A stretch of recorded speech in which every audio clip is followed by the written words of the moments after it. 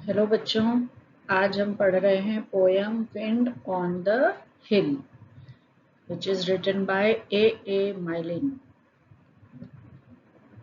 A Mylene was an English poet, novelist and playwright. His best known works are his two collections of children's poetry, When We Were Young and Now We Are Six, and his two books of stories about the teddy bear Winnie the Pooh and his friend. तो ये कौन है जिन्होंने आपकी favourite character teddy bear Winnie the Pooh को की stories लिखी हैं? ठीक है, तो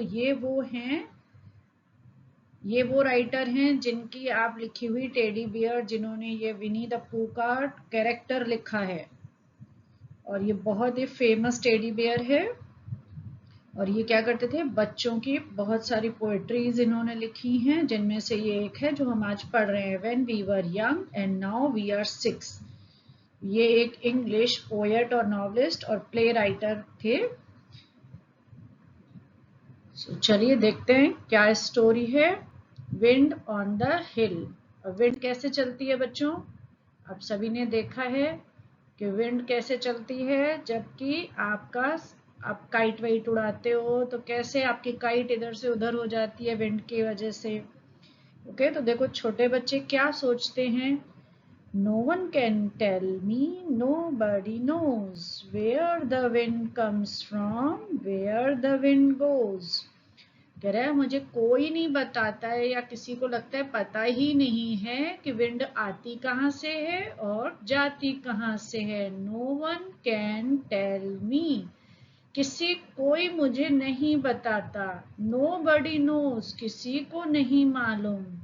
Where the wind comes from. ये विंड हवा कहाँ से आती है. और where the wind goes. ये जो हवा है वो जाती कहाँ है. It is flying from somewhere. कहीं से तो उड़ के आती है. Flying from somewhere. As fast as it can. जल्दी से, इतनी जल्दी, जितनी जल्दी ये कर सकती है उतनी जल्दी उड़ के पता नहीं कहाँ से आती है. I couldn't keep up with it. Not if I ran. मैं इसके साथ बिल्कुल भी नहीं रह सकता हूँ. अगर मैं दौड़ूं तो भी नहीं. ये इतनी फास्ट चलती है कि मैं इसके साथ दौड़ के भी मैच नहीं कर पाता हूँ. But if I stopped holding the string of my kite.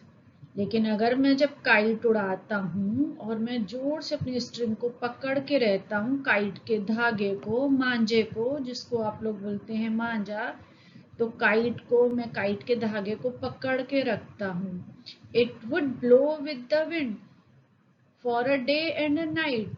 है ना, ऐसा होता है ना, हवा में काइट उड़ जाती है. तो ये क्या बोल रहा है छोटा सा बच्चा. It would blow with the wind. ये हवा के साथ उड़ जाती है. मैं हाथ में जोर से धागा पकड़े रहता हूँ तो भी. For a day and night. गुम हो जाती है एक दिन के लिए, तो मुझे मिलती ही नहीं है. And then when I found it. और जब मुझे मिलती है, मैं बहुत ढूंढता हूँ, मुझे दूसरी गली या दूसरे मोहल्ले में जाके दूसरी जगह पे मिलती है. Wherever it blew. जहां उसको हवा उड़ा के दे जाती है वो काइट, मुझे वहां मिलती है. I should know that the wind had been going there to.